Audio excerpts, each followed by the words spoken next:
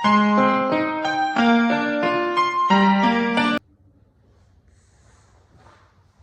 Guys, welcome again. जैसा कि आप देखते आ रहे हैं, हम IIT जैम 2023 प्रीवियस से सोल्यूशन कर रहे हैं। मैथ्स वाला पार्ट में डिस्कस कर रहा हूँ। तो इससे पहले हमने जो क्वेश्चन किए हैं 1 2 7 16 26 27 30 31 35 36 38 ये कर चुके हैं। 38 के बाद जो नेक्स्ट क्वेश्चन है which is question number 41। Question number 41 बड़ा इंपॉर्टेंट हो जाता है, कैलकुलस का अगेन क्वेश्चन है। तो इस क्वेश्चन को ध्यान से समझेंगे कि क्वेश्चन क्या कहता है। क्वेश्चन कहता है कि f जो एक फंक्शन है defined by x square minus x और g एक ट्वाइस डिफरेंशिएबल फंक्शन है such that gx equal to 0 has exactly 3 distinct roots। तो दिस इज वेरी इंपॉर्टेंट। तो यहाँ पे कहते हैं इसके पास 3 डिस्टिंक्ट रूट्स है in the upper interval 0 1। 0 1 included नहीं है। 0 1 के बीच में 3 रूट आते हैं और hx एक फंक्शन डिफाइन किया है fx.gx से। वो ये पूछ रहा है अगर h डबल डैश एक सेकंड ऑर्डर डेरिवेटिव है h का, कितने नंबर ऑफ रूट्स होंगे h डबल डैश x के इन इंटरवल 0 1। देखो ये क्वेश्चन हम कई बार डिस्कस कर चुके हैं इस टाइप की थ्योरी, जिसमें बार बार कहता हूं कि इंपॉर्टेंट क्या है स्टार्ट्स में कि मैथ्स वाला पार्ट में आपको थ्योरी क्लियर होनी चाहिए। If you know the theory आप कोई भी क्वेश्चन कर लोगे। थ्योरी का मतलब कैलकुलस में हम जो पढ़ते हैं रूट्स रिलेटेड वो हम बोलजानो इंटीग्रेट वैल्यू थ्योरम करते हैं, रोल्स थ्योरम करते हैं, मीन वैल्यू थ्योरम करते हैं। तो अगर आपको रोल्स थ्योरम याद होगी उसके बाद हमने डिस्कस कर रखा है पहले भी कि या इसको अगर थोड़ा सा देखते हैं इस क्वेश्चन को, है ना, थोड़ा सा छोटा कर लेते हैं इस क्वेश्चन को। क्या मैं लिख तो लिया ही होगा, है ना, छोटा कर दिया मैंने, दिख रहा होगा आपको। रोल्स थ्योरम क्या कहती थी अगर आप ध्यान दोगे तो रोल्स थ्योरम कहती थी मान लो कि आपके पास एक फंक्शन है ना, आपके पास एक रियल वैल्यूड फंक्शन है, आपके पास एक रियल वैल्यूड फंक्शन है जो कि कॉन्टिन्यूअस है, f is continuous on close interval ab। Function जो है वो कॉन्टिन्यूअस है क्लोज इंटरवल ab से। फंक्शन जो है वो डिफरेंशिएबल है, फंक्शन डिफरेंशिएबल है ओपन इंटरवल ab। और मान लो f ऑफ a बराबर है f ऑफ b के, तो आपको एक f डैश c मिलता था जो कि 0 के बराबर होता था, है ना। अगर मैं मान लो इसकी वैल्यू 0 है तो इसका मतलब a और b उस फंक्शन के क्या हो गए, रूट्स हो गए। भाई f of a is equal to 0 मतलब a is the root of the function, f of b is equal to 0 मतलब b is the root of the function. And what is the root of the function, जो आपको x axis पे जितनी बार काटेगी वो उसके roots हो जाते हैं। अगर मैं इसको यहाँ पे देखूं तो अगर पॉइंट मान लो ये a है, ये पॉइंट मान लो b है। अगर मेरा ग्राफ कुछ ऐसा जा रहा है कि a को काट करना तो यहाँ पे f ऑफ a 0 होगा ऑफ कोर्स, है ना, फंक्शन की वैल्यू 0 है, यहाँ पे भी 0 है फंक्शन की वैल्यू, है ना, क्योंकि ये y है और y क्या होता है इस एक्सिस पे 0 होता है, ये y इक्वल टू 0 होता है, ये x इक्वल टू 0 की लाइन होती है। तो a और b दो रूट आ गए, तो इसका मतलब a और b के बीच में आपको एक ऐसा c मिलेगा जिसका डेरिवेटिव क्या होगा 0, क्योंकि this line is parallel to x axis, है ना, स्लोप क्या हो गया 0 हो गया, तो this line is parallel to x axis.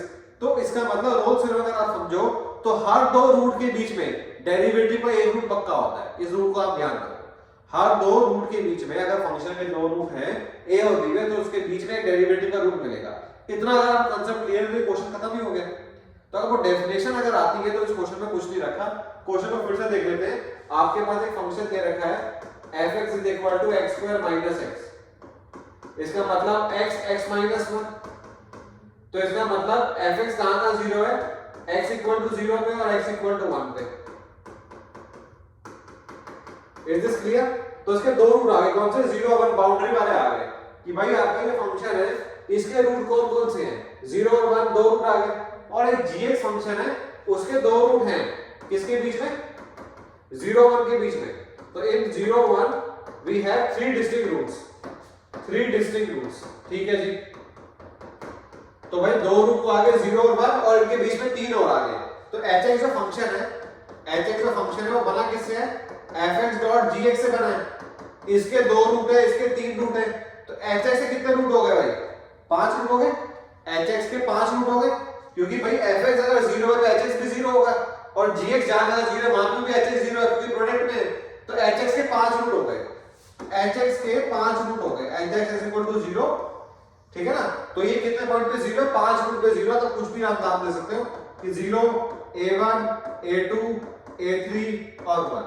तो अगर इसको आप प्लॉट करने जाओगे, इसको आप प्लॉट करने जाओगे,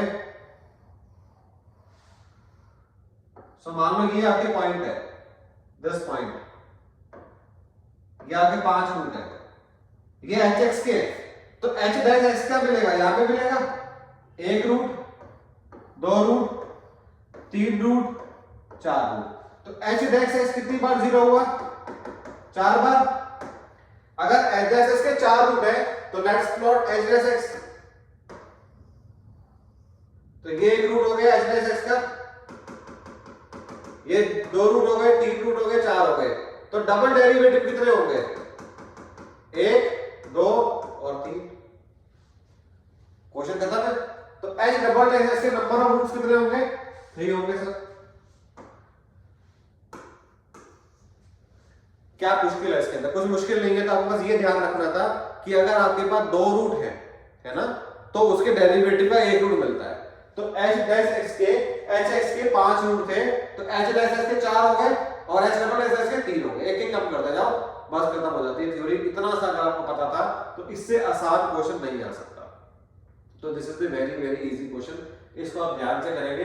इसको आप अलग तरीके से भी कर सकते हो, इक्वेशन बना के भी कर सकते हो।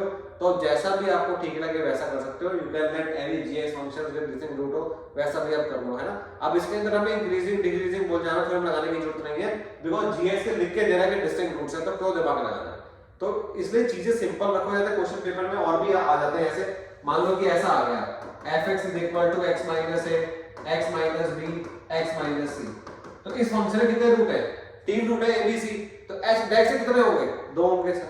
तो ये क्वेश्चन आपके 2005-6 में देखोगे ना, स्टार्टिंग वाले ईयर्स में, तो इतने सिंपल भी आ रखे हैं। तो जैसे जैसे ईयर्स बढ़ते हैं थोड़ा थोड़ा सा जो है लिखने की लैंग्वेज बदलती जाएगी, दैट से और कुछ नहीं होगा। तो क्वेश्चन को प्रैक्टिस करें, रोल्स थ्योरम फिर से नोट से पढ़ें, है ना। रोल्स थ्योरम की वीडियो भी देख लें अगर देखनी है आपको तो इसको समझें ताकि आपको क्लैरिटी हो जाए कि हाँ ये थॉट इसके पीछे चल रहा है। फिर हम नेक्स्ट क्वेश्चन में और अच्छे से कर पाएंगे। So all the best. Next question को जरूर देखना, क्वेश्चन नंबर 43 या नेक्स्ट वीडियो में मिलेगा। बाय।